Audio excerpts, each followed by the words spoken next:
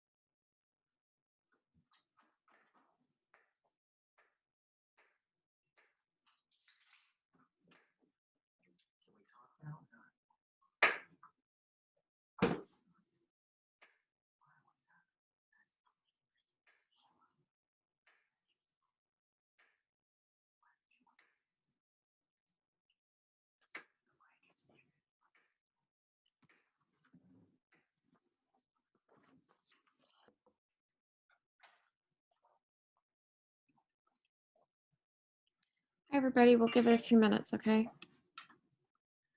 See who else shows up like we usually do. Still kind of early-ish.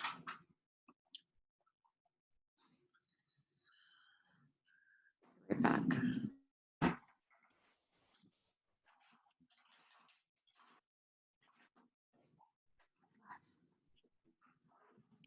Just see if our children are alive. Okay. Just here she needs to go away.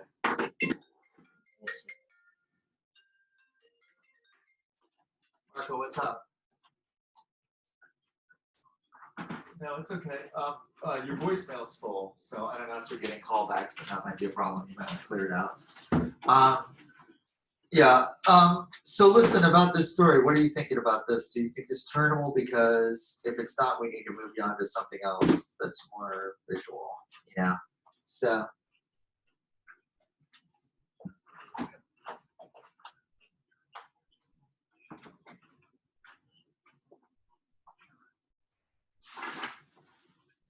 Yeah, and that's kind of what we need is we need someone saying like, look, this is more than just like a power outage when people just at home hanging out.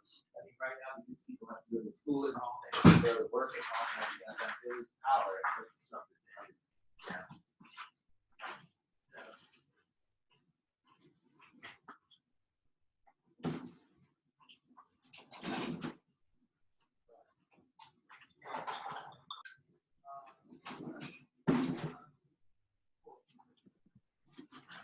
What else? All right, so listen, just keep me posted and let me know how that's coming along. Let's have another conversation in about 20 minutes and you tell me how it's coming. All right, talk to you later. See ya. What? Did you like go in and work on the air conditioner here? Yeah, Why did you have to move your Christmas tree to work on the air? because I couldn't get to it.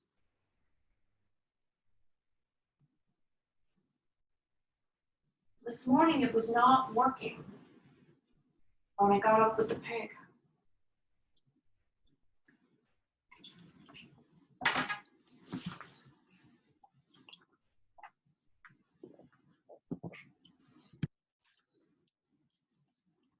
You have to empty this thing anyway.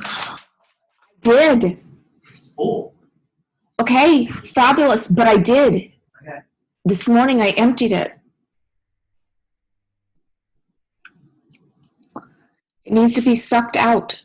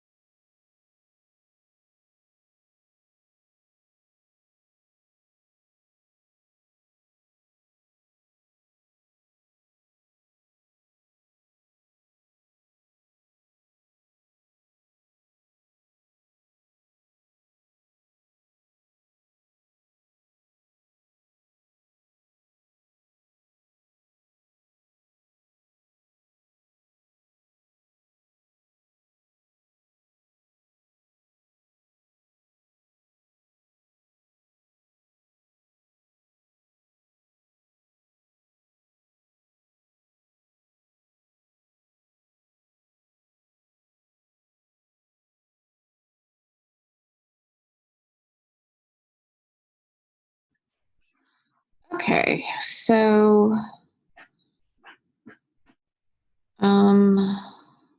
hold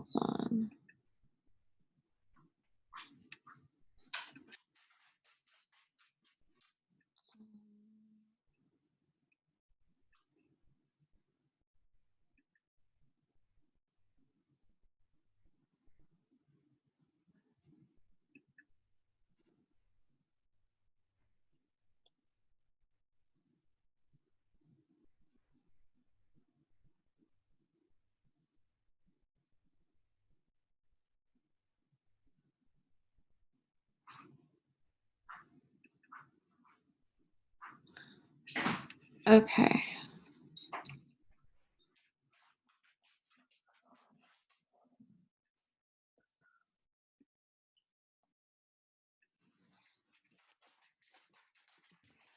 So I'm still looking for that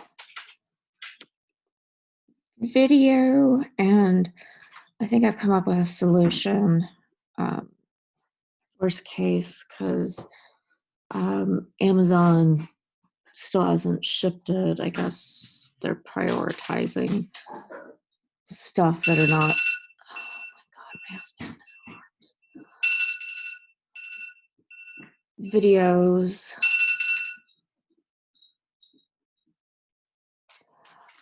So anyway, who knows when it'll come. So anyway, I think I've come up with a solution that might just work. And so we're going to try to finish off this chapter and then we'll watch it at the end. So anyway, we left off here when we were talking about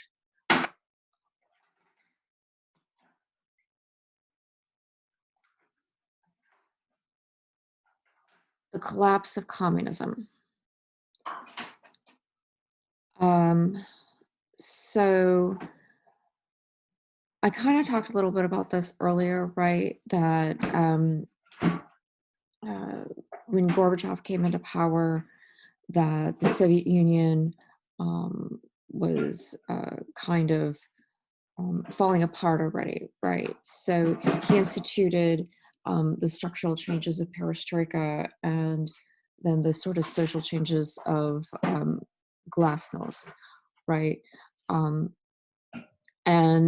But it was really mostly the structural changes of perestroika that sort of lowered the revolutionary thresholds in Eastern Europeans, right? So just hold on a second.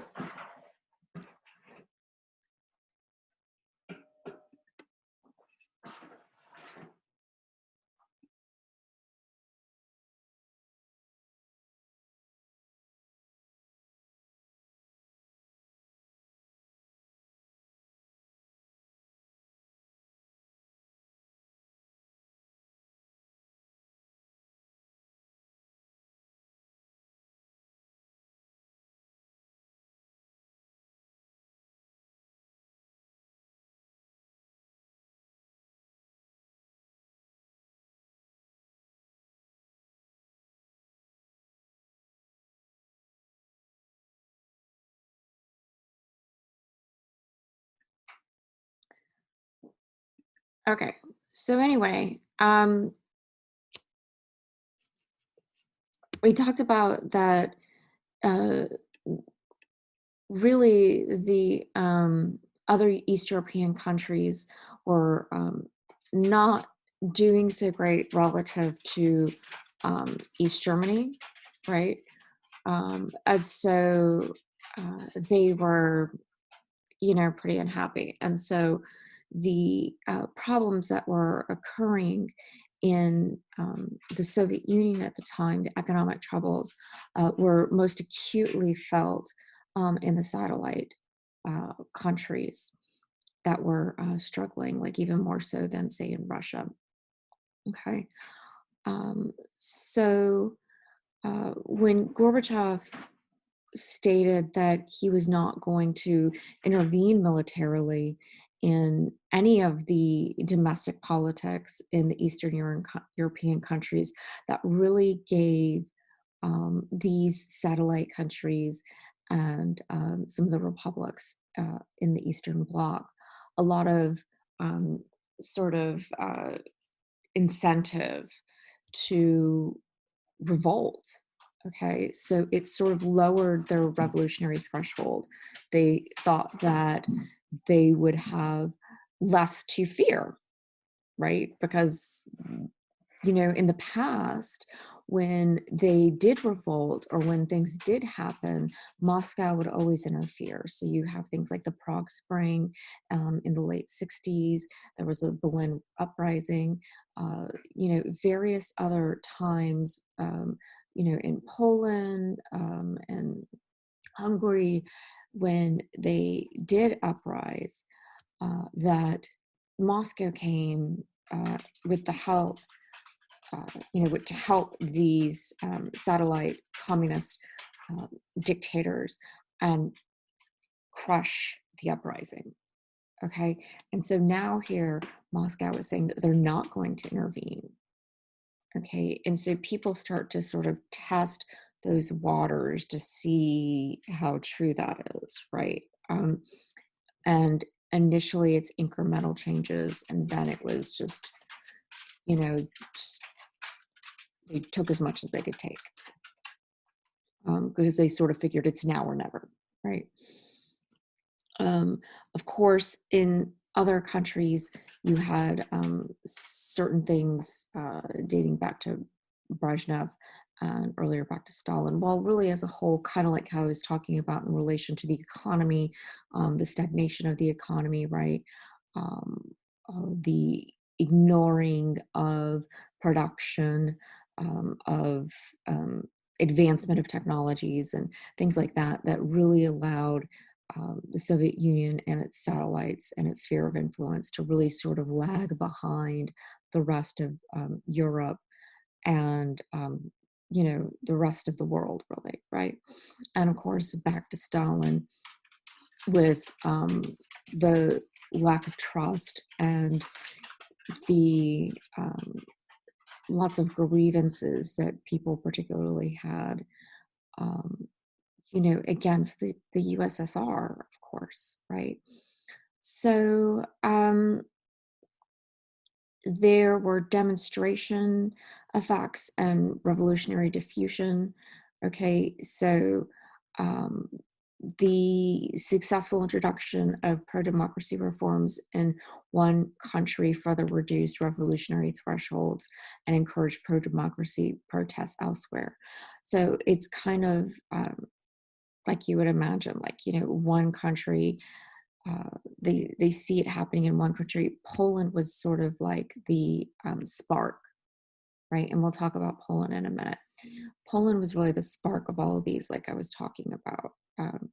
They sort of saw what was happening there, and then they would, the other satellites, the other countries within the sphere of influence of the USSR, or within the Baltic, or the republics, right? They would see that, and then they'd be like, oh, look what Poland's doing, and they're kind of they're getting away with it. So we're going to go ahead and see what we can get away with, right? Um, you know, and Hungary was really, like I said, kind of like a little brother, to Poland. And so they'd be like, oh, look what Poland's doing, and they would always kind of follow suit pretty closely behind whatever Poland was doing, especially. But anyway, um, so this would lead to this sort of like domino effect all over um, the sphere of influence, that sort of Central European periphery of the USSR, right? And uh, it wasn't necessarily uh,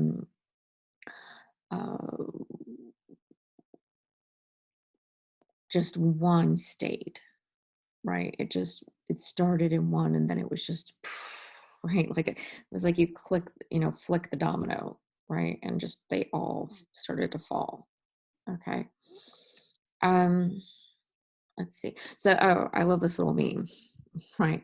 So it kind of shows like all, like, here's the USSR, right? And then there's like all these various things that, you know, uh, had happened in relation to, um, the USSR, and like they were all happening, but then it was really like perestroika and glasnost was kind of like, the sort of death blow, right? It was just too much.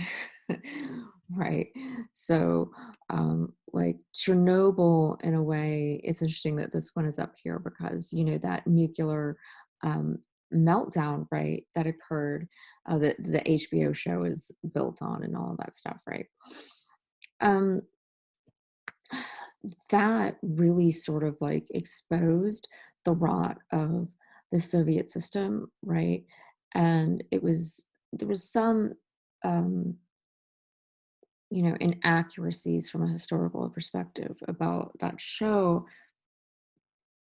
It was based on a book, I think, by a woman from Belarus or something like this, right? But anyway, um, so, but the point is that Chernobyl, it was like, you know, the people who were running the Chernobyl plant are, the planet Pripyat, right? They didn't believe in because they were such old school people, right? In the system, they didn't really believe in the notion of glasnost, that it was really real, right?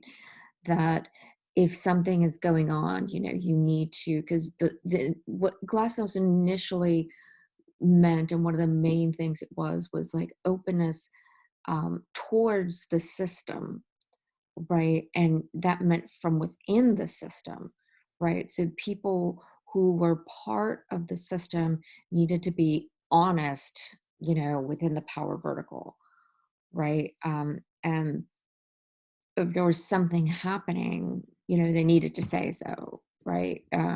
Wherever changes needed to be made, they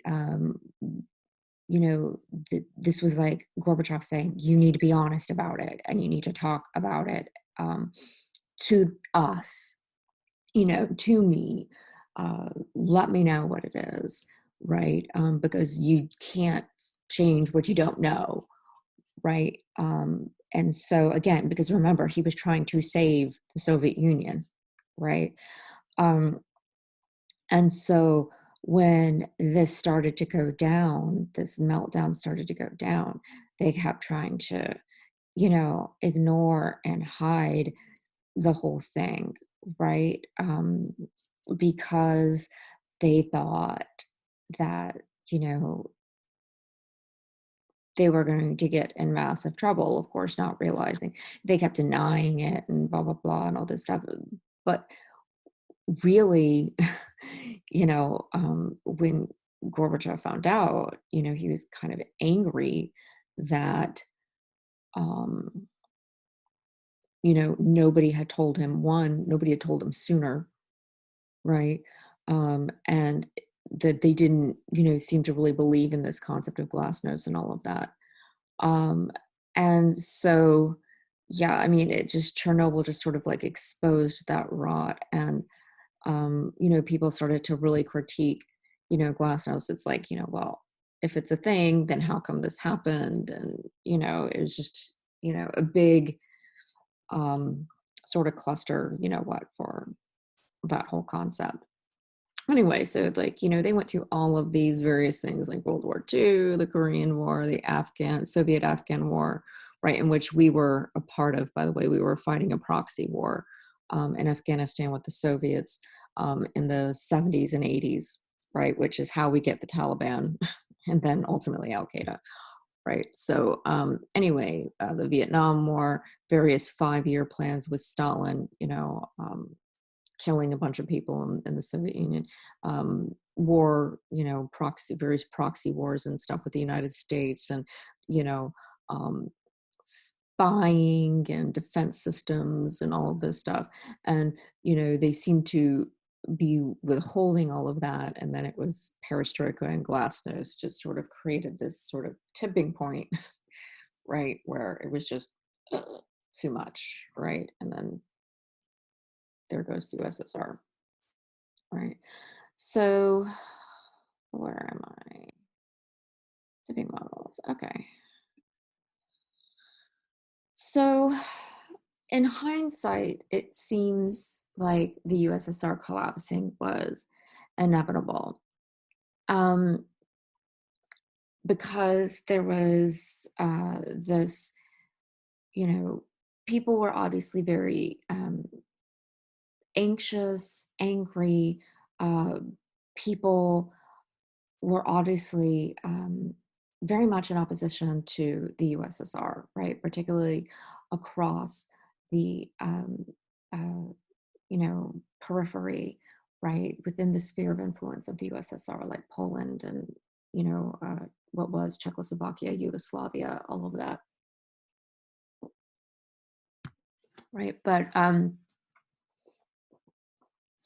that it was bound to break at some point, right? It's easy to look back and say that, but really, it didn't have to be that way, right? And so we shouldn't automatically assume that what occurred was inevitable, all right? That it was inevitably bound to fall apart, or that it was that was the time for it to fall apart. And so you might wonder, well, why not? Right? So, of course, preference falsification works both ways. Okay, so we talked about that a little bit before. So, when you have these sort of revolutionary domino effects, cascades, snowballs, whatever, okay, when it starts to, you know, um, snowball, when it starts to work, right? Supporters of the communist regime might start to line up and feel obligated to join the pro-democracy movement, right? Because when you have those tipping points that occur, right, people might be worried about being on the wrong side. You always want to be on the winning side of a revolution, okay? So just as pro-democracy supporters falsify their preferences under dictatorship to avoid punishment, right? Pro-dictatorship supporters are going to falsify their preferences under democracy for similar reasons. Okay. So, like I was saying, you don't want to be on the wrong side, right? So, because when the chips fall, right, and if the pro-democracy side is the one that is winning, right, and it appears that they're winning, the concern is will I be punished, okay, if I am seen to be supporting the previous regime, right, the old regime, the dictator, right? And so those people may just falsify, right, and just pretend that they are supporting the revolution for the sake of saving their own skin. Okay. So this makes it seem in many ways that revolutions are inevitable, um, but oftentimes they just really aren't, right? So we can think about it this way, right? Remember that I told you guys before that Khrushchev had, he had, when at the end of Stalin's regime, right? He went under that period of de-Stalinization, and then he went through the period of openness, like a sort of glasnost, right, where he allowed people to sort of join into civic groups to, you know, to allow books to be published that had been banned under Stalin, had allowed, people to speak out against the government. He ordered, a survey of the people, like a sort of social survey of the people to see how people were feeling and, all of that. Um, but it started to sort of get too much, right? And so what did he do, right? Does anybody remember what I told you about that? Oh, well, Didn't he just like take it away? yeah, right, exactly. That's Emma, right? Yeah. Okay. Right, Emma. Like he took it away. He just sort of brought down the hammer and was like, okay, that's enough. Right? Um, and Gorbachev could have done the same thing, right? Or, right, what if, what if the uh, the communists, right, the hardliners, they could have acted sooner than they did in relation to the August coup that they had implemented, right, where they had, um, oh, I don't know if I mentioned this to you guys. So, uh, in like, it says my internet is unstable. Hold on a second. Okay, so in August 1991, um, let me back up just a little bit. So by June 1991, there had been a, they had sort of realized Gorbachev and, um, all of them, they sort of realized the writing was on the wall and that they needed to sort of listen to the people. Um, Yeltsin, who would become the first democratic president of the Russian Federation, he had demanded that through his sort of party-ish thing, Democratic Russia, that there be popular elections. Okay, and so um, there were, right, and the communists held them because they were kind of hoping that ultimately they would support the communists and this whole thing, because they're allowing some sort of liberal reforms to take place, right, and they're allowing something like this to happen, but they voted for Yeltsin, right? And so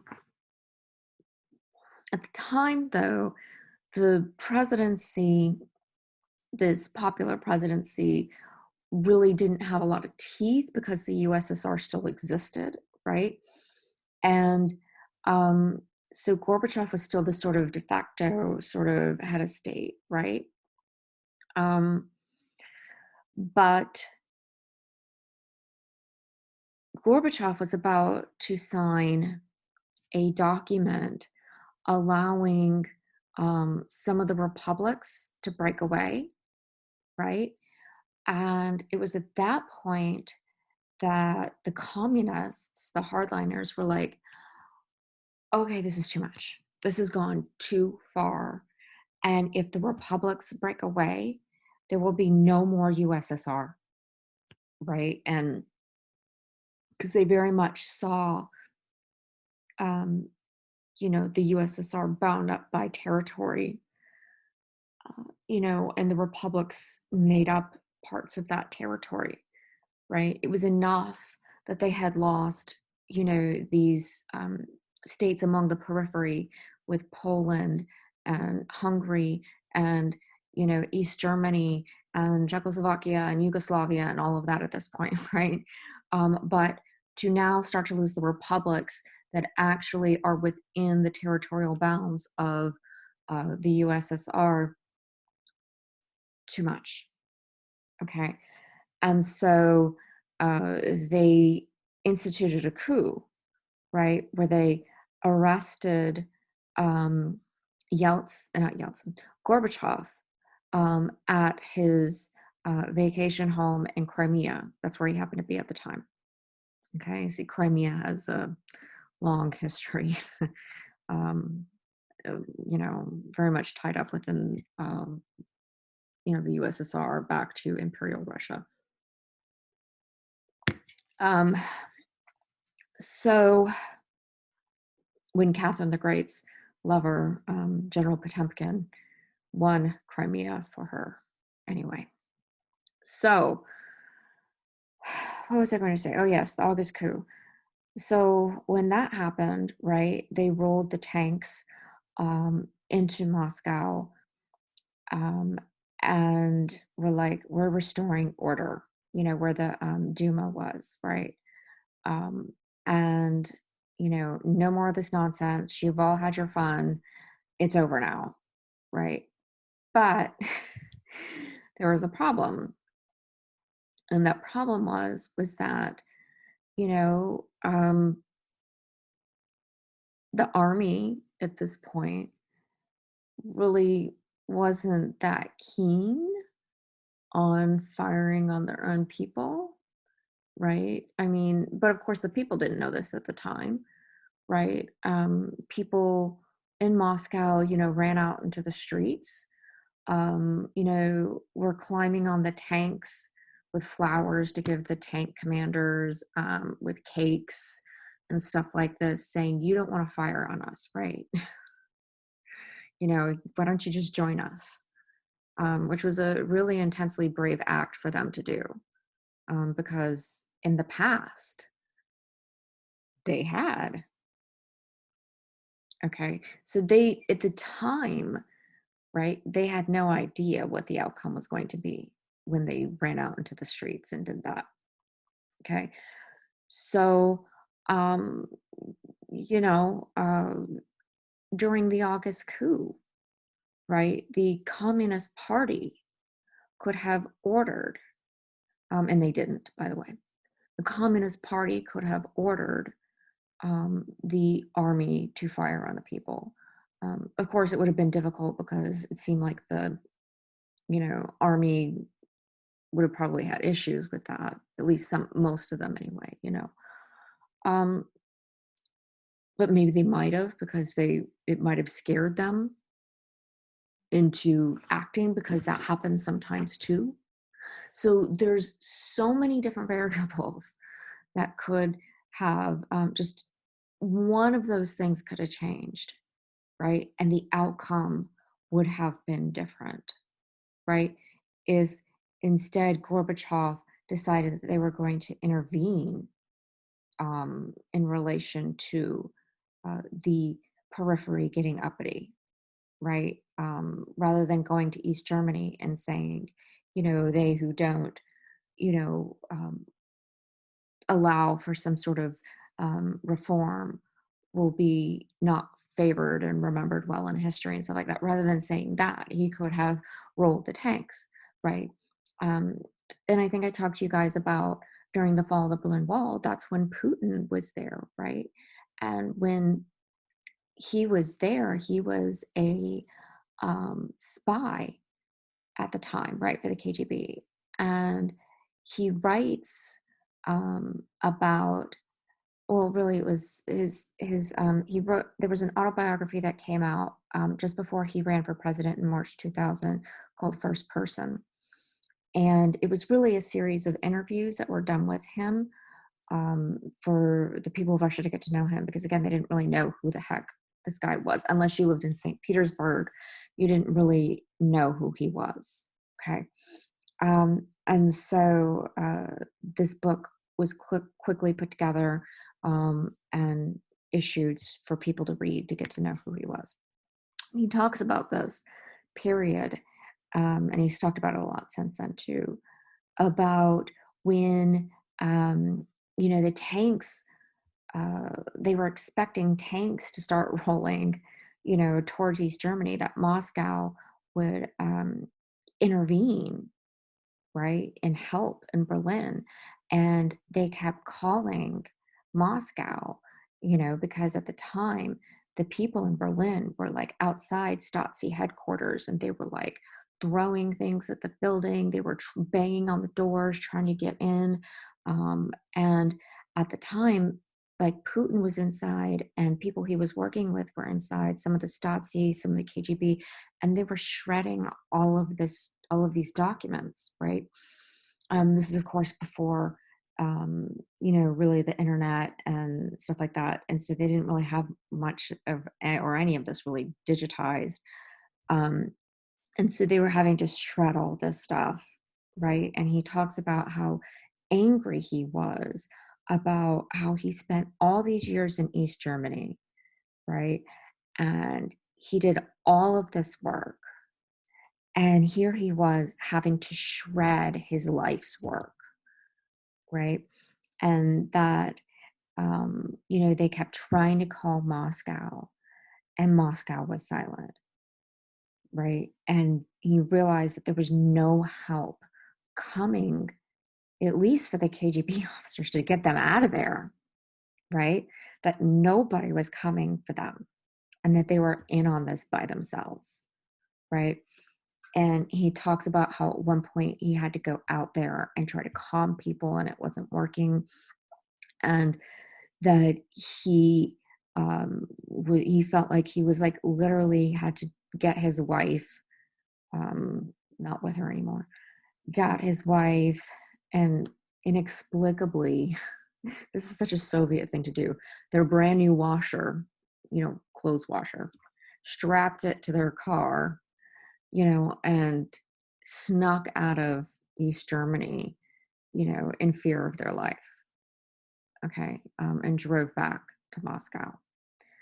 And he swore, um, as this was happening, that somehow if he ever got in any position of power, that he would do what he could to ensure that nothing like that would ever happen again, that he would always support, his people and all of that.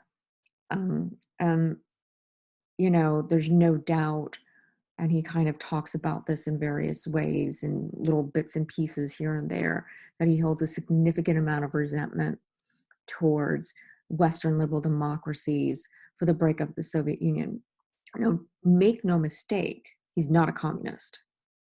Okay. He is a capitalist, a kleptocrat, a kleptocrat of the worst, most corrupt manner. Okay. What I'm talking about here is empire, right? In relation to land, great power status, that kind of thing. That is what he really sort of longs for and is angry about, right? He does not want a return to communism, obviously, because it would be his head on a plate.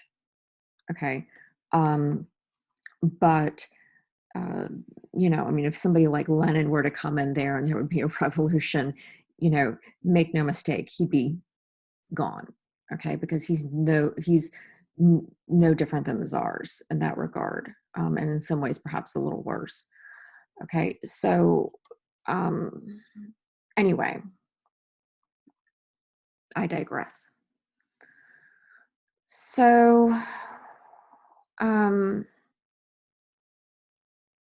why do I have this one in here? Oh yeah, I guess talking about democratization. So, um, we talked about the Arab Spring and movements towards democracy in relation to that. I won't harp on this too much, right? But so it was like this sort of Twitter revolution that occurred. That's one of the names for it, right? Because a lot of people organized over Twitter. Okay. Um, and that's what played the critical role here. It started with the youth doing that. Eventually, the governments would, the various leaders and their administrations and, you know, uh, um, the military and intelligence groups within their administrations, et cetera, would try to also use social media to their advantages. Oftentimes, they were not quite as good at it the um, as the youth, but some of them, were savvy enough, right, that they were able to spread misinformation, that they were able to um, use it also to sort of track the movements of some of these young people and, just various ways that governments could use social media in that regard. So they quickly had to learn how to adapt, right? And we can look at how mass communication has always played some sort of role in revolutions.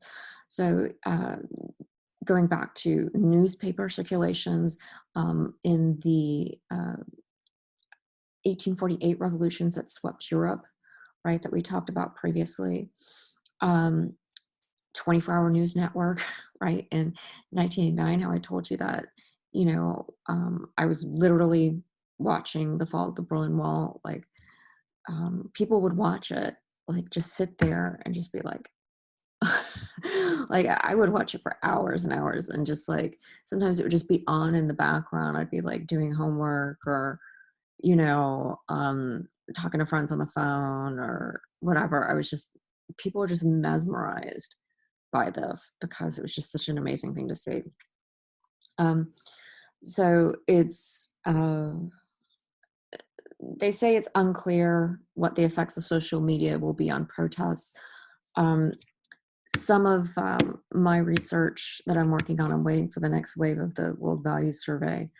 I really think that, particularly in the case of Russia, where the youth are particularly internet savvy and always have been, that's where you get, hacker culture and, all this stuff. They literally have always had to find ways around the official line to get information. And that's how they, developed this sort of hacker culture, right? They're just really good at it.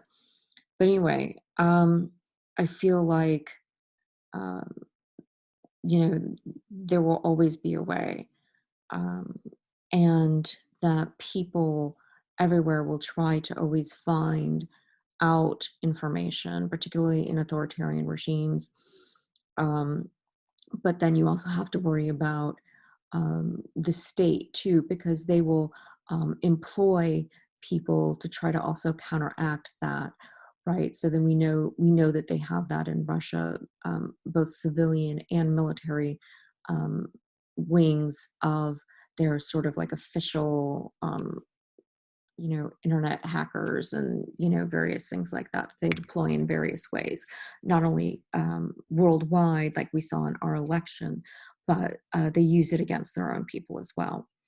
Um, so that's something to watch out for.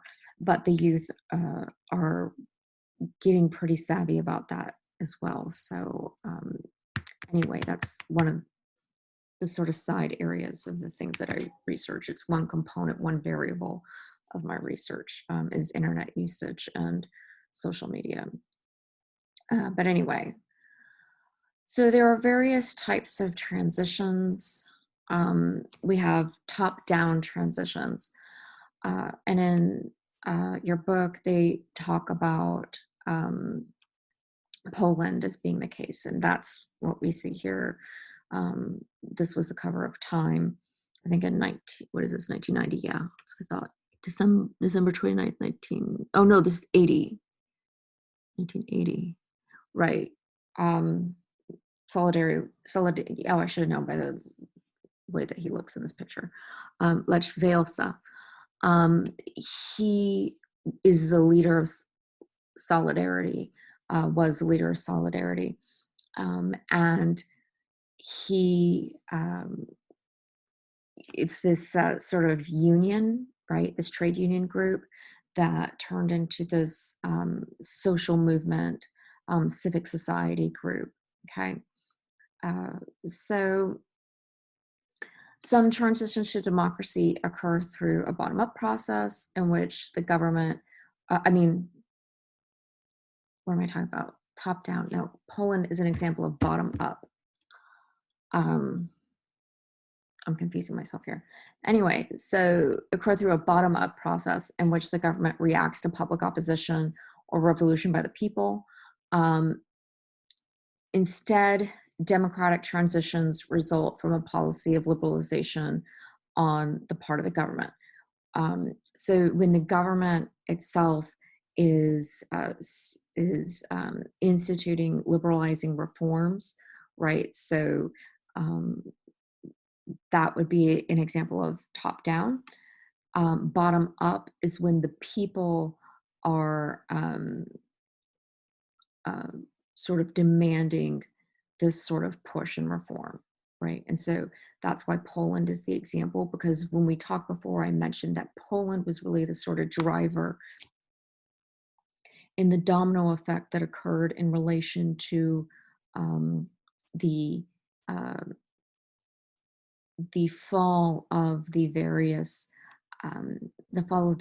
satellite states, right? So um, the top down is when that specific government, so it would be, for example, like Poland, right? If the Polish government had instituted these reforms, um, then that would be one thing, but they didn't, right? Um, so this policy of liberalization is often meant to sturdy up the dictatorship, but sometimes will inadvertently lead to democracy. So a top-down transition would be something kind of like in Russia, where uh, Gorbachev was instituting, um, or within the USSR specifically, right, where they were instituting, glasnost and perestroika and all of that stuff. Um, because Poland and East Germany and all of that, they had their own separate governments, right? And really, Moscow was there to be a sort of support, right? And at any time, like the communist government could have put down any of the sort of things that were happening, right? They didn't have to, um, follow any of these suggestions from Moscow. They didn't have to, do any of that kind of stuff. It was, their choice to, uh, you know, not act when things were going on, right? So Solidarity had started in the 1980s and was pushing for reform and liberalization and all of that, right? So long before Gorbachev had ever come into office, and they had been pressuring the Polish government for a long time. They had been a thorn in the side of the Polish government. Okay, so many transitions to democracy are preceded by a period of liberalization. So oftentimes you'll see, once the transition occurs, you'll see that they're trying to go through that process to become a liberal democracy. You'll see, like, Brazil, 1982 to 1985, Uruguay, Chile in the 80s, Poland, 1989, Germany in November 1989, right? So they start that process where they're going through liberal democratic reforms, okay? And some of them are more successful than others, okay? Like Poland for a long time was very successful, and we'll talk more about that in a minute. So when you go through this period of liberalization, you always have, like, I kind of have used these terms already, like the hardliners and the softliners. You have those who are opposed to the reforms, and those are the hardliners.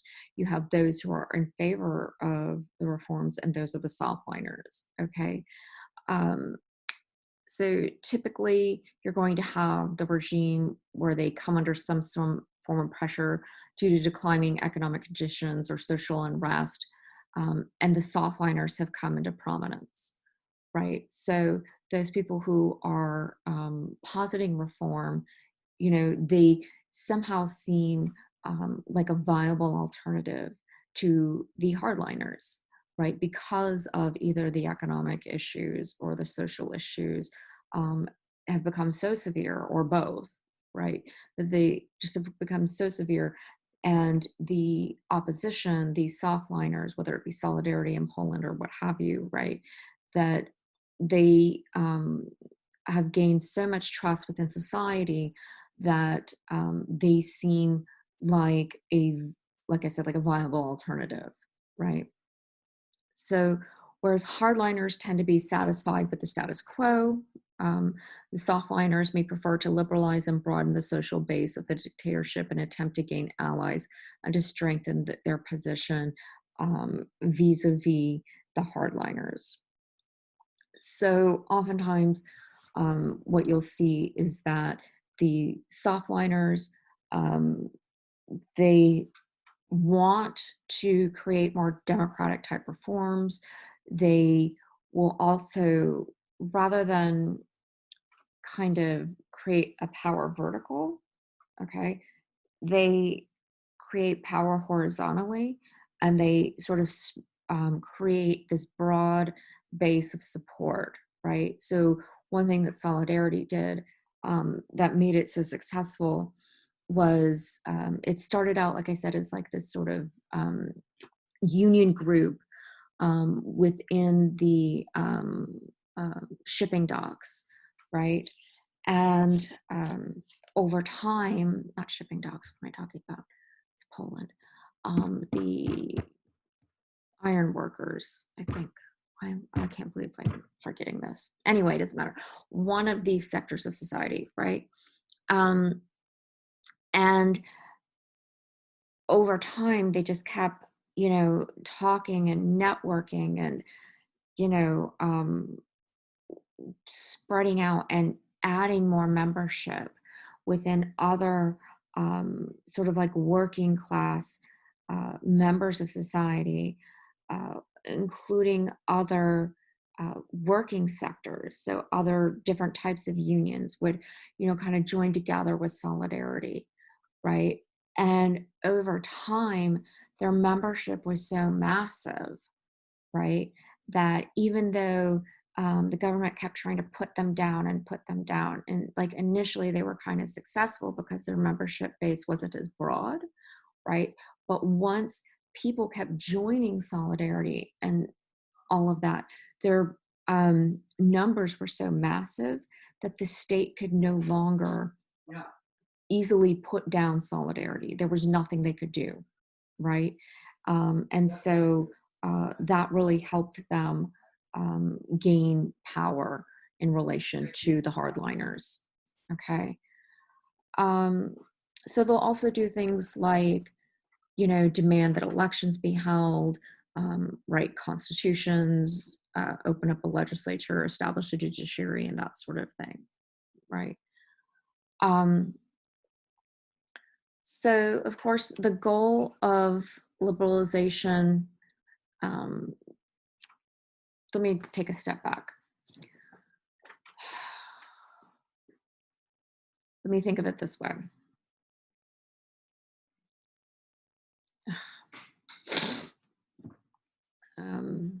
Instead of using Poland as the example, we can use I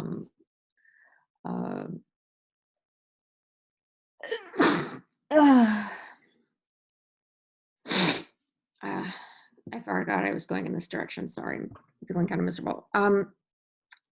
So within the authoritarian system, you're going to have hardliners and softliners, right? So within the USSR, you had the hardliners and the softliners, right? The hardliners were those who wanted the status quo.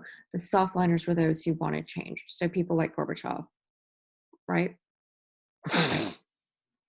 And the point of that liberalization process within the USSR, okay, was,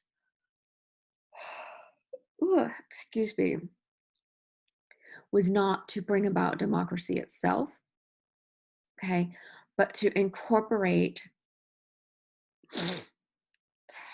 the opposition groups into the authoritarian institution. Okay, so when Gorbachev and Yeltsin initially didn't have a lot of animosity towards each other, right? Actually, Yeltsin was sort of a protege of Gorbachev, right?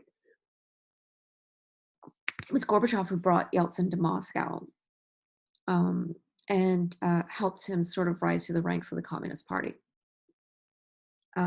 Because they sort of had a lot of the same visions about changing the sort of focus of the Communist Party, and focusing on things like human rights and, cleaning up corruption within the party that Gorbachev saw was a big deal, and leading to not helping anyway, at least some of the economic problems and some of the stagnation within the economic and political structure of the Soviet Union, right? And so that was a really big deal. I mean, he was from Siberia, right? This backwater in Siberia, and he brings him to Moscow, which is the capital, right? So clearly he showed a lot of faith in him. And so it was over time that the problems between Yeltsin and Gorbachev occurred, but still Gorbachev was still seen as a softliner, sort of riding in between those who wanted more radical reform like Yeltsin and the hardliners, right? And as I mentioned before, Gorbachev had no intention, okay, like no intention whatsoever to get rid of the Soviet Union. He was trying to save it, right? So in that attempt to sort of co-opt or divide and control, it's this attempt to co-opt the opposition and control opposition groups and stuff like that, right? So what they want to do really is they're broadening their dictatorship. They want to fix it. They want to, broaden their base of support. Okay. Just include more people that are going to support them, more people that are include the softliners, right? So, for example, one of the things that Gorbachev did when he came to power was in order to broaden his base of support, he went to people within the intelligentsia, like, university professors and scientists and, of different shapes and size and, different kinds. I mean, and he worked on that in that regard, and having the support of the intelligentsia in any dictatorship is very important, right? And so he got their support, and that was very helpful for him. Okay, so broadened dictatorships characterized by seemingly democratic institutions such as elections, parties, legislatures, and are increasingly common in the world.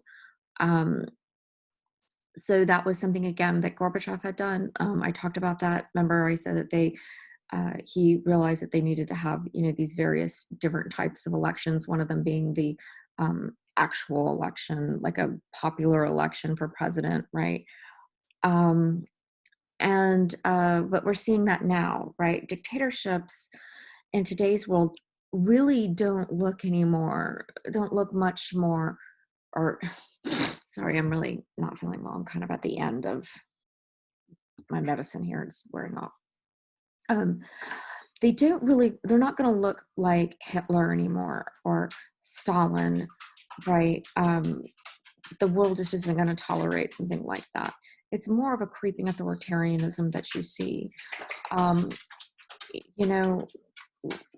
They're going to have a lot of the trappings of democracy. They're going to have elections. They're going to have political parties oftentimes. They're going to have legislatures. They're going to have a judiciary, kind of like what we talked about before, right? But that doesn't make them any more or less dictatorships, right? And sometimes it can be difficult to see when you're transitioning away from a democracy and into a dictatorship, especially when you are in it. It's a creeping process. They call it creeping authoritarianism, right? Just things just sort of move in that direction, and all of a sudden, all these democratic norms are starting to rot away. But anyway, many scholars welcome these institutions as a sign that these dictatorships are slowly moving towards democracy. So I talked about this before, I think, that like when the Soviet Union was falling apart, right? It was sort of in vogue to call those types of states electoral democracies, right? Because at the time, the theory was that it was sort of good to give them this honorific, right? That, you know, hey, they're moving towards democracy. That's a great thing, right? So we'll just, you know, they've got the elections, they've got political parties, you know, they are largely, you know, somewhat unfettered and, you know, that kind of thing. And they say they're moving towards democracy. So they're not technically a democracy because the bare base minimum of democracy is liberal democracy, right? If you want to be called a democracy. But they're moving in that direction, so we'll call them an electoral democracy, right? But we've realized that in some ways that was kind of a misnomer, right? That so now we call them mixed or hybrid regimes. Some people will call them partial democracies. I honestly, I've never heard this before or anymore since around like 2001, 2002. Like people stopped calling them anything democracy. Now you mostly hear like mixed, hybrid, okay? Because they're halfway between democracy and dictatorship. All right. And just as you can go, like I talked about, from dictatorship towards democracy, you can also go the other way and backslide, right? That's one of the areas that I study is backsliding, right? So not only do the big picture of what I do is democratization, right? When you're a political scientist, it's almost like a Matryoshka doll, right? You've got, you know, there's one thing, and then inside of that is something else, and then inside of that is something else. It's like the big thing is democratization. And so you can study towards democracy and away from democracy, right? So that's what I look at. Anyway, so however, there's growing evidence, that broadened dictatorships are not undergoing a prolonged democratic transition. So a lot of people are under this impression that, you know, really what is happening is that they're stuck either intentionally or not, right? In some sort of authoritarianism, or they're actually moving back towards authoritarianism, right? So maybe they were electoral authoritarian regimes, or something like that, right? And that perhaps, or like modernizing authoritarian regimes, and that perhaps they really don't have an intention of moving towards democracy, right? So that's one angle to sort of look at these things and look at the different, countries from. So liberalization and institutionalization can, in some circumstances, significantly enhance the stability of dictatorial rule. This is really important. So kind of like I was talking about before, you know, when you go through that process of liberalization, you can use that opportunity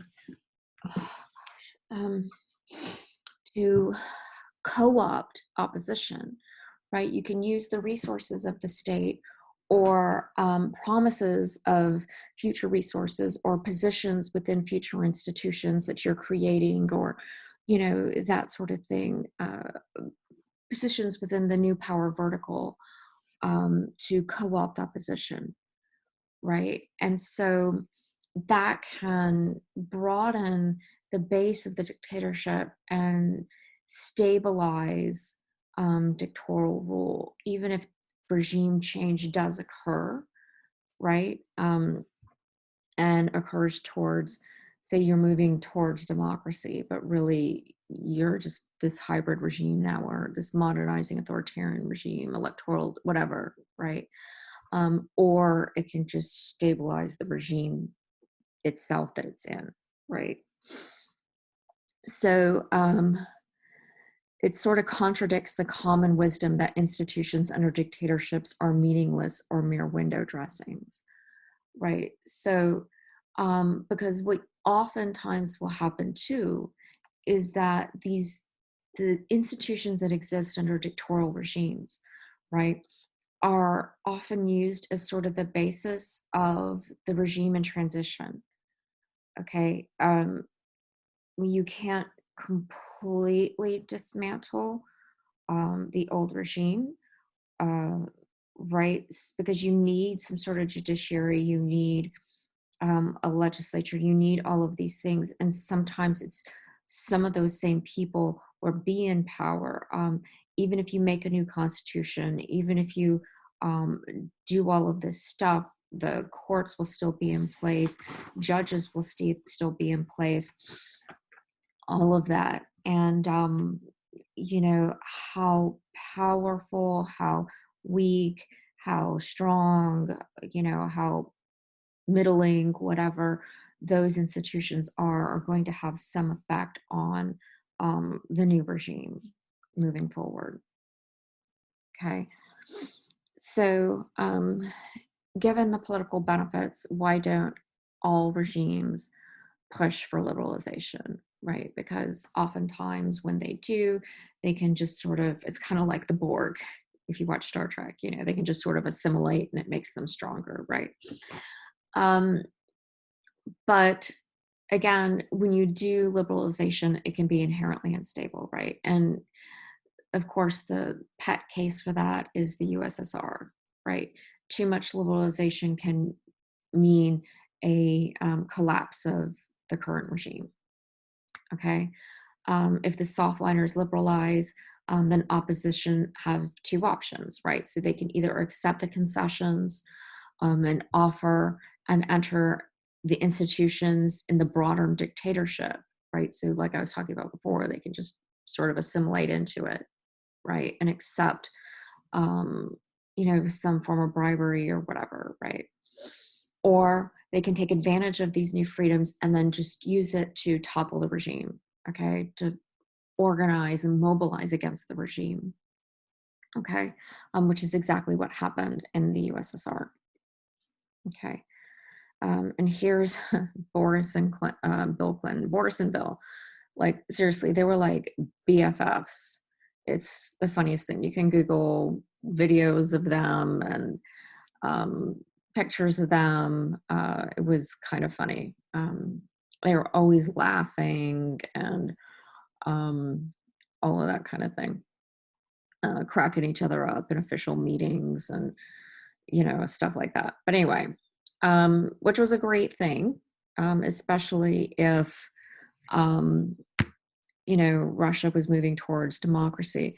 And under Yeltsin, actually, Russia had the highest Freedom House score that it's ever had. It was still considered a hybrid regime. It never got quite towards a democracy, right? But Putin has taken it towards full authoritarian regime. Of course, not to the extent that, say, Saudi Arabia is. It's not as oppressive as, say, Saudi Arabia or North Korea. However, it is still a authoritarian, authoritarian regime nonetheless. Anyway, when the democratic reforms took place, it was really horrific what happened. It was a combination of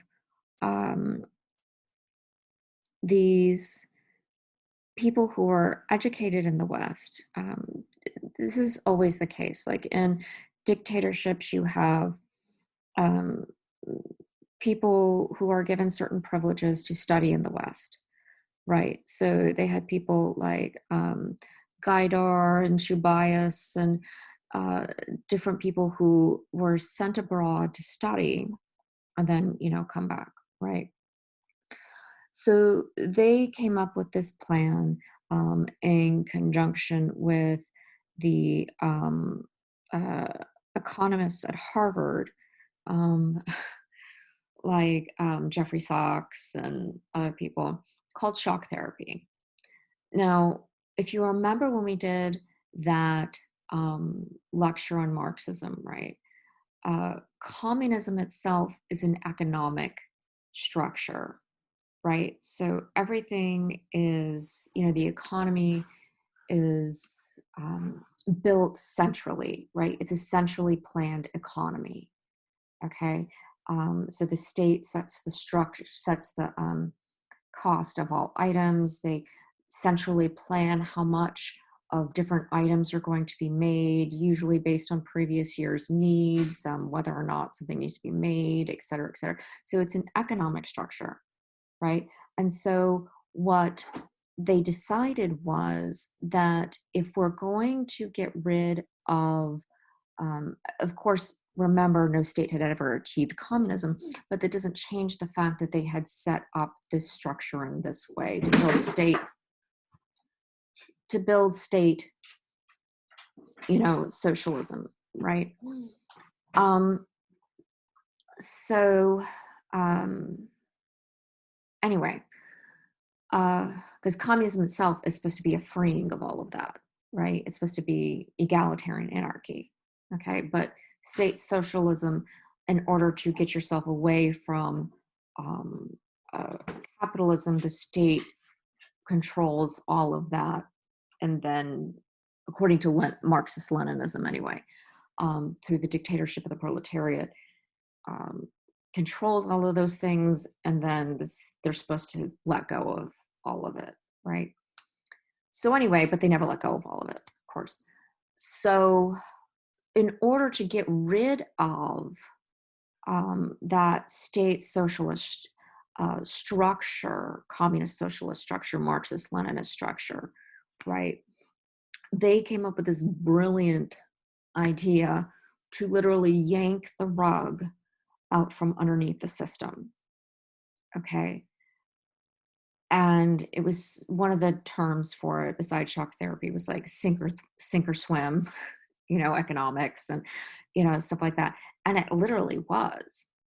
Now, and to at the same time sort of institute this process of privatization where people are able to, through a voucher system, not only own the apartment that they live in that was given, that the state sort of de facto owned, that they were living in, right? I guess now they will own it. Okay. But giving people vouchers to perhaps take shares in certain companies, and that would then be privately owned and stuff like this. Okay.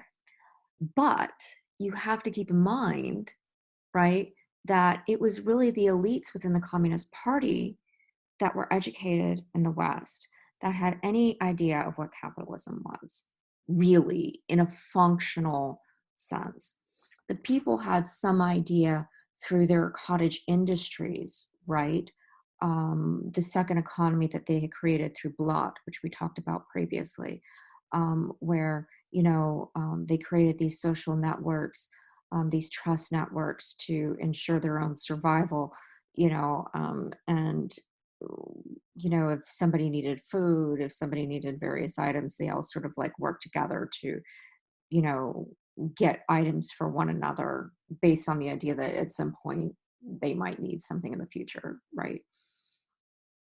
But that's not really functioning in an actual capitalist society, right? Where you're talking about the actual price of goods on the free market. Do you know what I mean? So it was completely and totally different now. Um, and a lot of people suffered. A lot of people really, really suffered under this sink or swim system. And what you had was, you know, people who were educated, who did have some idea of what capitalism was, right? You would have, okay, because the way that apartments were handed out before, it was because even though there was not supposed to be a class structure, there was. Big surprise. It was, you know, the elites within the Politburo would get the very best apartments, right? And they had these apartment blocks. Um, there weren't that many of them in Moscow, in St. Petersburg, um, that, you know, and in like Ekaterinburg and a few other places that were really, really nice, right? And then there were the rest of the apartments, you know, like the Khrushchevki that were built during Khrushchev that were really only meant to be okay for 20 years, but still exist today. Putin's finally starting to knock some of those down to the anger of many people, though, because they now own them and it's the only thing that they own. That's another story. But anyway, so as the state is handing out these vouchers for people to own these homes, right? Oh, wait, step back.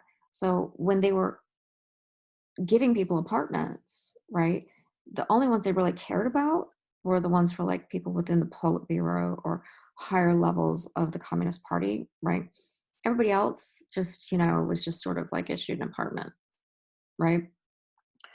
So that means that some people had prime real estate, what to now, after the fall of the Soviet Union, would be considered prime real estate apartments within the Garden Ring, within the center of Moscow, or within, you know, right near the center of, within that ring around St. Petersburg, right, the inner ring, um, you know, and those are considered prime property in a capitalist system, right? They have excellent access with the metro, um, you know, easy access to, you know, the center and, you know, all of that stuff. And it's just like that's exactly where you want to be, right? It's in the middle of everything, right? Imagine like a apartment, um, you know, on the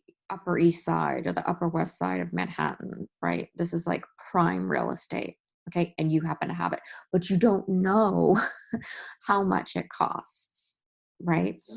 And then you have these people who do have some idea, right? And they'll be like, they approach you and they say, hey, you know, I will give you American dollars, this amount of American dollars for your apartment, right? If you just give me that voucher for it, sign the voucher over to me, right? And um, you can just buy another one somewhere else, right? And people were like, oh my gosh, right? Because people did know a little bit, right? Because they often would save their money in American dollars in the floorboards of their house, right?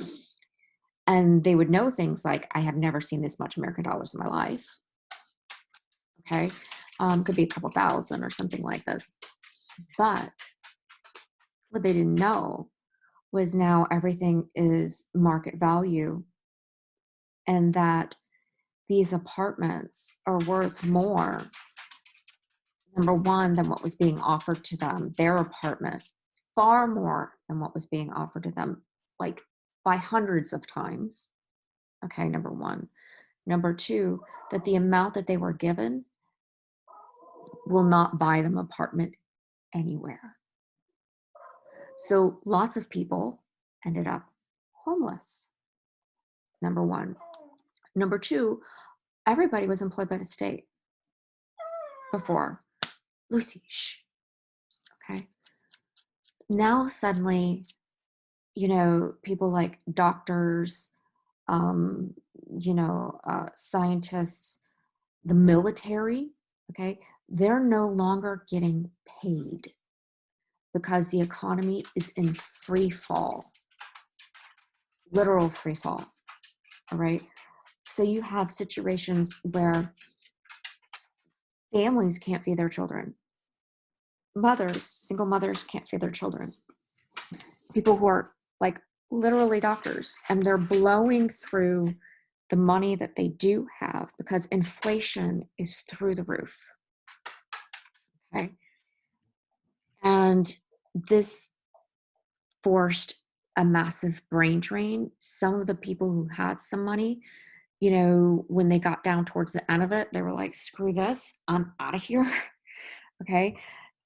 Like you had some instances where some nuclear scientists went to like Iran or went to China, were recruited by Iran or China, right, to go work for them on various nuclear programs there, right? Some people were able to immigrate to the United States. They had a massive brain drain, okay, as a result of this. You have the military, some people who were guarding like nuclear silos had to go out into the woods and hunt for food, like literally, like boom, boom, hunt for their families, okay? Because there was nothing, they had no money and they could not buy food for their families. All right. It was literally that bad. It was so bad that some women were forced into prostitution. I'm talking about medical doctors. All right. You have to sit there and like really marinate on that for a minute, right? That there had never been unemployment in the history of the Soviet Union, right? There had never been as bad as it was at different points, right? People were still taken care of. Um, people had paychecks, sometimes there was food lines, yes. Sometimes there was empty shelves, yes. But there was always food of some kind. Okay. They had a house to live in. They had electricity. They had water. You know,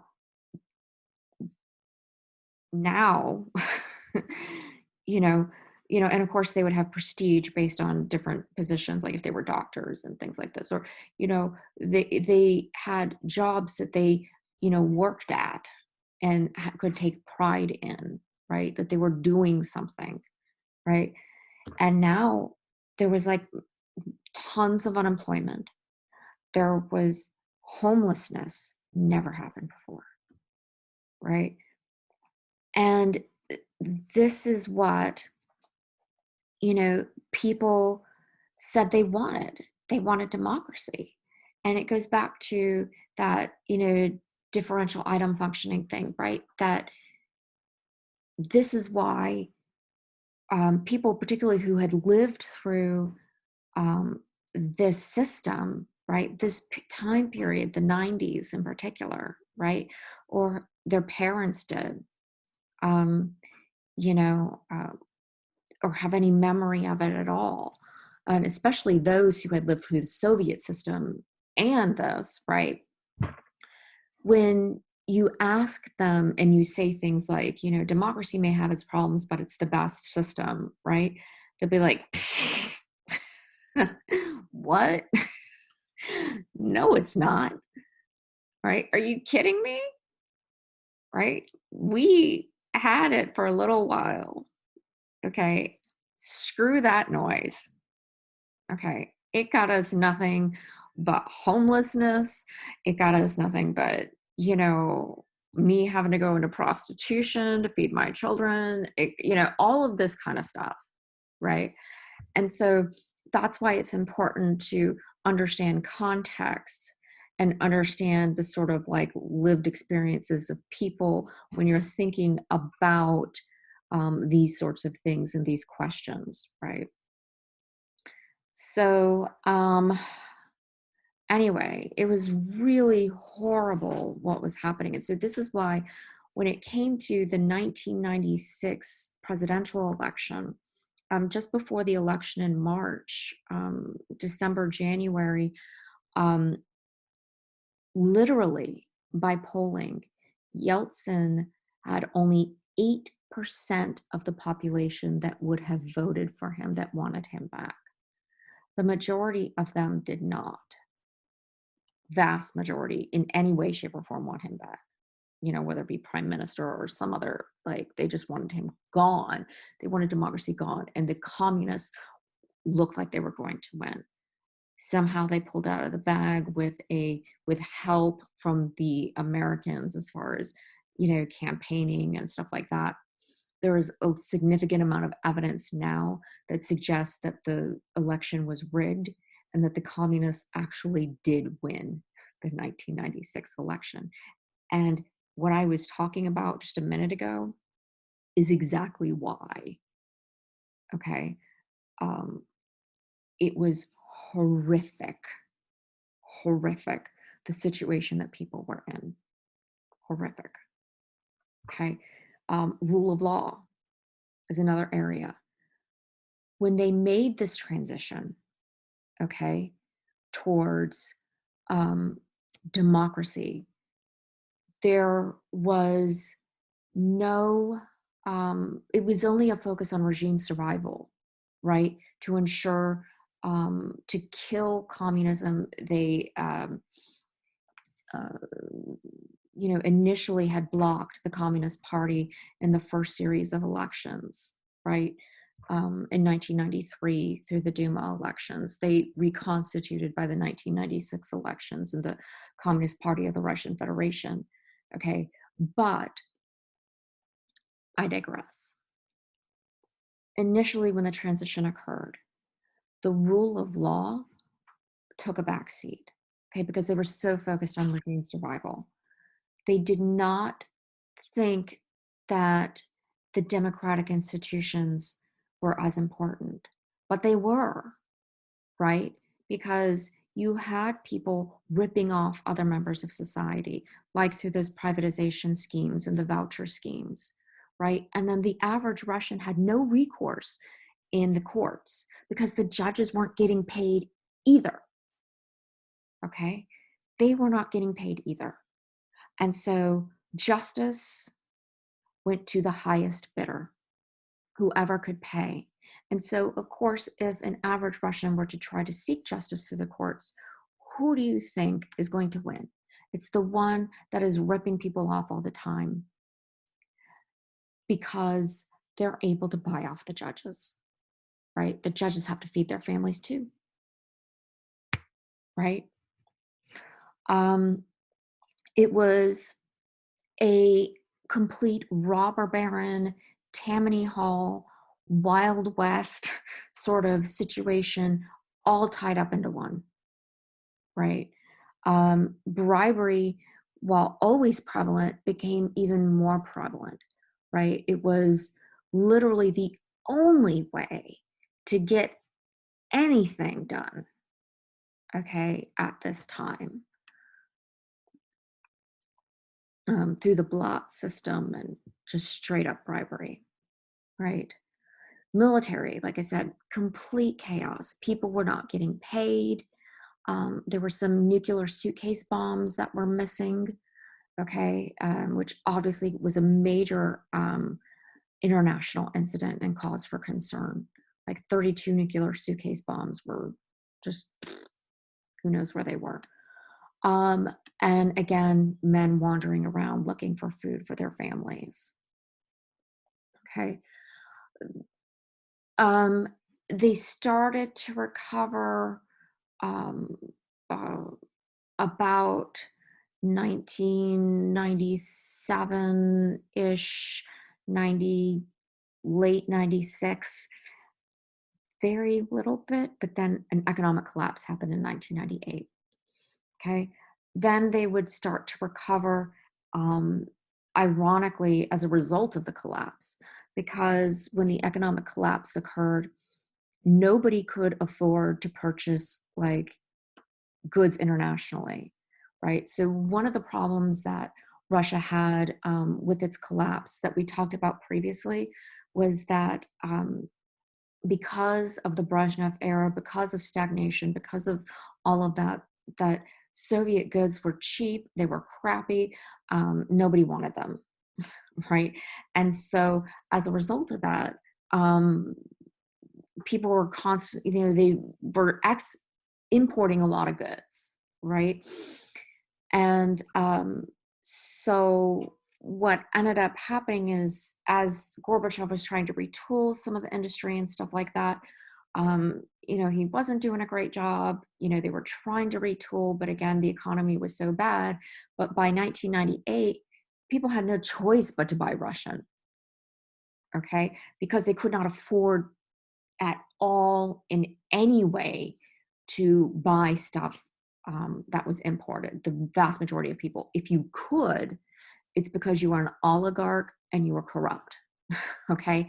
And again, that's a very small percentage of the population. You're talking about the less than 1% of the Russian population. So the vast majority of people had to buy Russian. And ironically, that spurred the economy. Okay. And the other thing that was happening was that oil prices internationally started to rise. And that also helped spur the economy. So by the time Putin comes into office, he inherits an economy that was fabulous, that he had zero to do with, right? But of course, people look at it and say, oh, Putin did so much for the economy. He didn't do anything for the economy. He just inherited a fabulous economy. But anyway, that was the result of a collapsed economy and great oil prices. Due to supply and demand internationally, okay, because Russia is a petrostate. Okay, so anyway, Poland. Now we're going to talk about Poland. They began these what's called the Roundtable Talks. This was the Roundtable, the famous Roundtable. It was literally designed and built specifically for this day and these talks, okay, that occurred over a series of days. This is the Roundtable, okay, and these talks occurred between Solidarity and the communist power structure within Poland, okay.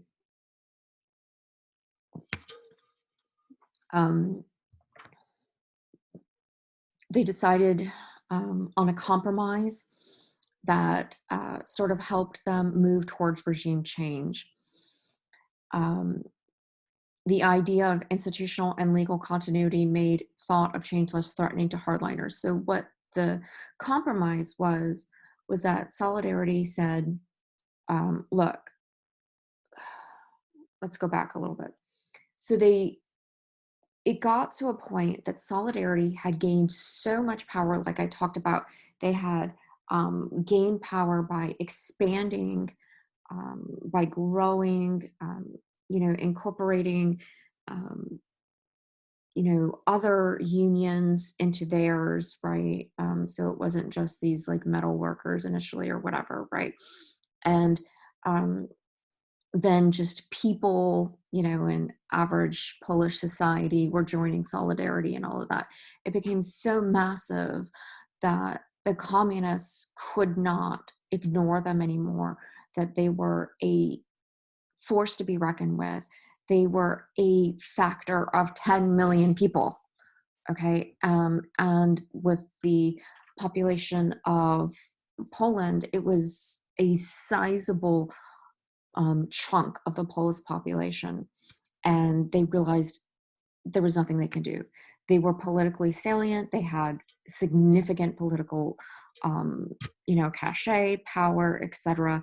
And so they had to deal with them, right? So, and if they didn't, that Solidarity could completely take them over. So this is why they were forced to deal with Solidarity. This is why it's considered a bottom up, okay? And so they came to sort of a centripetal approach that we talked about previously, where both sides sort of modified their demands, right?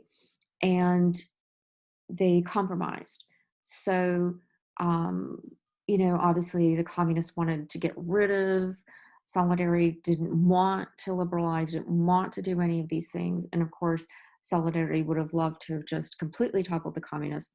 But they thought that by compromising at this moment, that this moment was their best chance, because they were still kind of concerned that, what if the communists changed their mind and roll tanks and, the Polish authorities, sort of clamp down, right?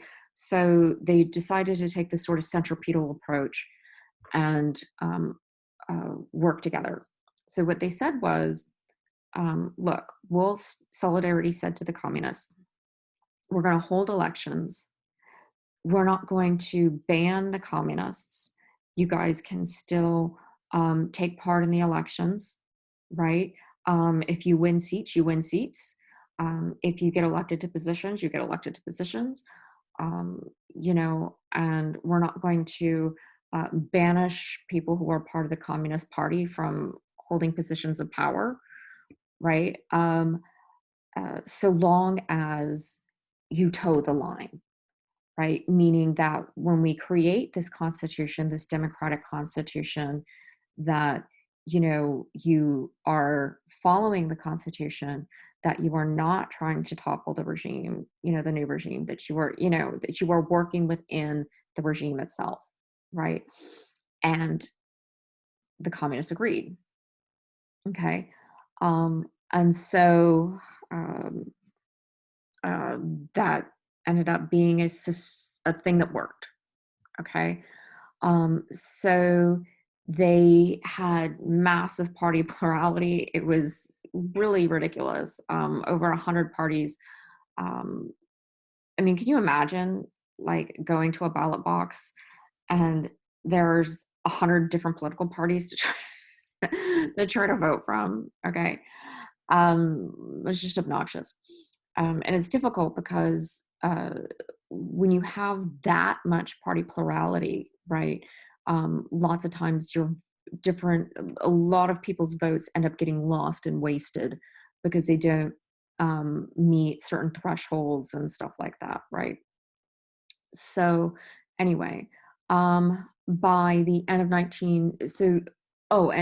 Lech Walesa he was elected the first president of Poland, right, in 1990, the head of Solidarity, okay? And there were, by the end of 1993, there were multiple elections, 6 prime ministers that Lech Walesa had gone through, and ex-communists had returned to political prominence, right? Because the economy had tanked initially. Whenever you do something like that, the economy tanks. So what Poland did, but by 1993, starting in 1993, and then definitely by 2004, they had achieved political stabilization and the economy really began to soar. And so the question is how? What was different? Because Poland too did the shock therapy thing, but they did something different. There was a couple of different variables. This is Lech Walesa, right? So from a socioeconomic perspective, okay, the leaders, they focused and paid a significant amount of attention on economic inequality, okay? They took money from more than 20% of the GDP, and they focused that on social expenditures, okay, to help prop up people, to ensure that they didn't fall through the cracks, which did not happen in Russia. Okay, they exceeded the OECD average, which is the developing states, right? They really devoted a lot of time and energy to that. Poland overhauled its pension and healthcare system, right? So because under the communist system, they were only given a certain amount of money, but now it's a free market. It wasn't enough. They ensured certain protections under the free market, strengthened their healthcare system, all of that, right, to ensure, again, that people were not going to be falling through the cracks in the new system from that perspective, from a socioeconomic perspective. Just plain economic structures. Again, they did replace the economic structure, the structure of the economy through shock therapy. They saw that there was no other way out. And that, yes, privatization caused lots of growing pains. But unlike in Russia, okay, they forced these economic structures to be very organized and to be very transparent. All right. They demanded transparency through the system, and that the privatization system was organized. It wasn't like individuals going out and, doing various things, right? It was much more organized. Okay. Civil society, they put an emphasis on the importance of free and open press. Now, this is something that did happen under Yeltsin, okay? So in that way, it wasn't necessarily much different, right? But without these other structures, it was more or less meaningless, okay? The legal system and the rule of law, this is very important. They did keep the system of the old structure in place. Again, you need to have, you're going to have that kind of thing happen, right? The judges and the, courts and, all of that, but they stripped it of all of its communist and repressive trappings, right? They went through various stages of reforming their legal system, right? So what they did first was they ensured political and civil liberties to all people, okay? And in part because they wanted to ensure that they were online to ascend to EU citizenship, right? But of course look, it's really this simple for Poland. They hated Russia with a passion, okay? In the history of Poland, they had always been Russia's buffer zone. They had seen themselves as being, nothing more than pawns in Russia's war games, right? And something that Russia was, predating on all the time, right? And so they decided that they were going to get as far away from Russia as possible, right? Hence the EU, but also that they were going to do things completely different, right, than Russia as much as possible. Some things they had to do the same, meaning shock therapy, but that they were going to, learn from the communist or the socialist communist thing of their experiences and do the exact opposite. Okay, and that's what they did.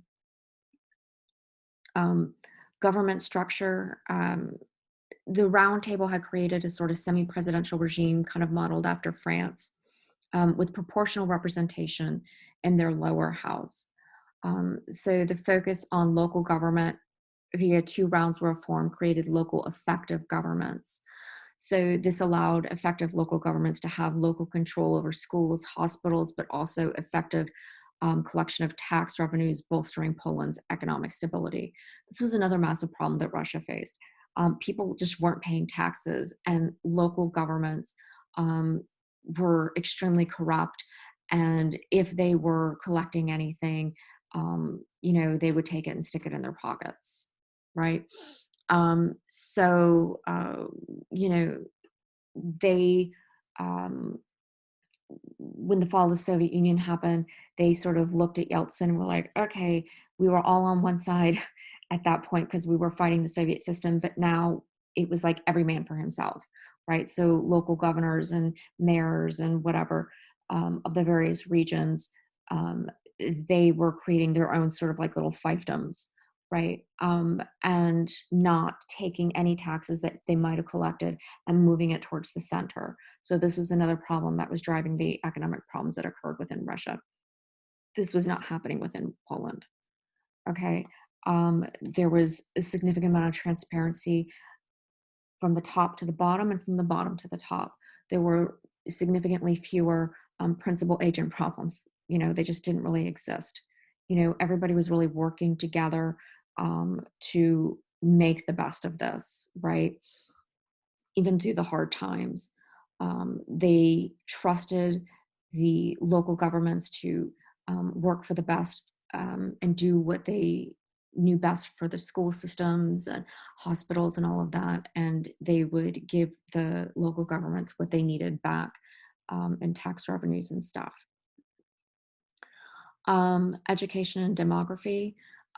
They created over 300 higher education facilities between 1991 to 2011. They put additional emphasis on vocational training as well at the same time.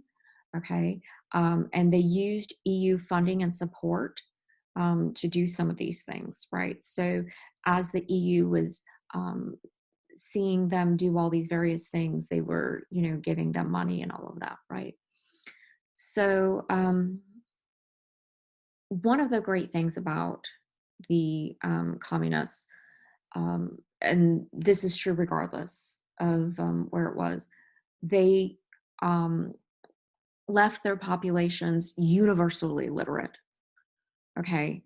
And the fabulous thing about that is that when you are moving towards democracy, right, that is an excellent place that you want to start at. Because if you don't have a highly literate population, then you're spending significant amount of resources to try to get your population to gain those skills, right? Because you need basic skills to read and to do things, right? In order to function in a society, in order to work and to do these sorts of things, right? And they didn't have to do that. They had a highly educated workforce right off the bat, right? And that really helped them propel forward, right? There were, however, concerns over their aging populations and decline in birth rates in relation to pensions. So just like we do in the United States, it's the younger population that helps pay for the pensions. So you have, this old population, the older people, and the younger people, because they're feeling economically insecure, they are less likely to have children, right? And so the population itself is shrinking too, right? And so as more and more people age, there's less and less people that are growing up that are going to be able to be in that workforce to support the aging population. You also have people that are leaving Poland for other countries because at the time initially the economy wasn't doing so well. So people were leaving, looking for employment in other parts of Europe. Okay, so this is much Vilsa today. However, the global economic crisis and the wars in the Middle East have caused a lot of strain in Europe, right? Um, Migration, right, has gone through.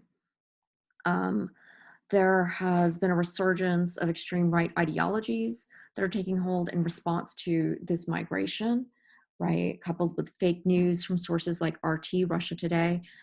Russia Today is owned by the state, no matter if it's in English and German and Spanish, whatever language it's in, okay? It's owned by the Russian state. And you shouldn't trust anything that comes out of it. Same with Sputnik, okay? They're always pushing these anti-immigrant propaganda throughout Europe, throughout the United States, and they're doing it because it serves their purposes. It creates disruption. It, the purpose is to sort of create an environment where people distrust one another, where liberal democracies become unstable, where what was the other thing I was going to say?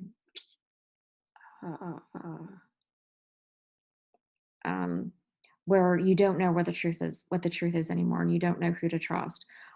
This is something that Russia has been doing long before the 2016 election. They started RT like in the, I think, late 90s, early aughts. And they're doing this to push pro-Russia propaganda, anti-NATO propaganda, etc. Okay. Law and Justice is a party in Poland that came to power in 2015. They are an anti-immigrant, um, uh, very sort of, how to say, kind of authoritarian type party, right?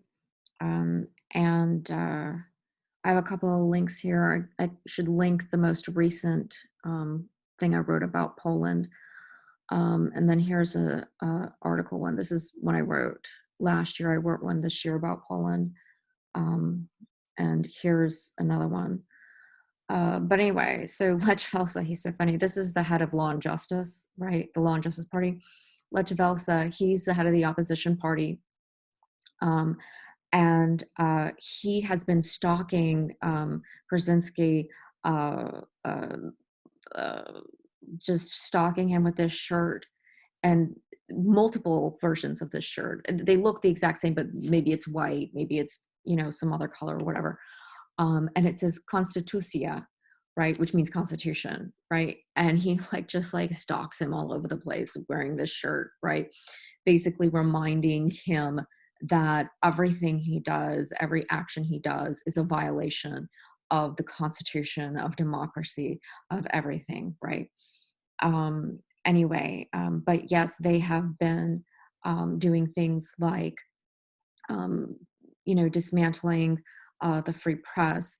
They are blocking immigration to their country against EU regulation. They are spewing anti-immigrant propaganda, anti-LGBT propaganda, just so much stuff. They're trying to constrain the judicial branch and kick out those people who are who speak critically against law and justice. Just all sorts of very anti-democratic reforms. And in my most recent one, I say that they're losing their ability to. Poland is losing its ability now to call itself a democracy because of these things. So anyway, some final thoughts. The central point is that democratic transitions from above are not possible under complete information. They can occur only when there is some uncertainty. So in other words, when the dictatorship has complete information about its support, about what it is their abilities are, there's no worry because they don't need to liberalize. They don't need to do anything. They're fine. Okay. In effect, these types of transitions only occur because of mistakes. Okay. So even if they do decide to liberalize, they'll bring down the hammer or whatever, right? Absorb, and they know when to shut the door on it, right? When it does happen, it's because mistakes are made, right? So example, Russia, Gorbachev, right? He let it go on too long. Okay. So that's the end. Does anybody have any questions, thoughts, ideas? Hi, everybody. Looks like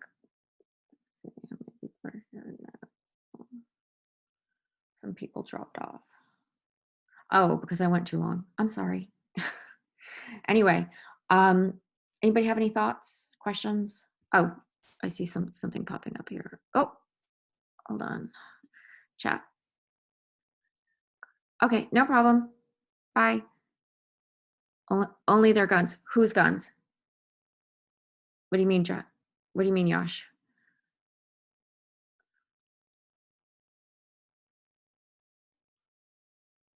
I didn't get it. Anyway, okay. So anyway, send me a message and tell me what you mean.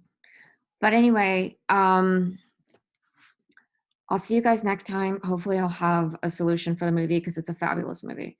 And we'll figure it out. See you guys later. Sorry I held you over. Talk to you later. Bye.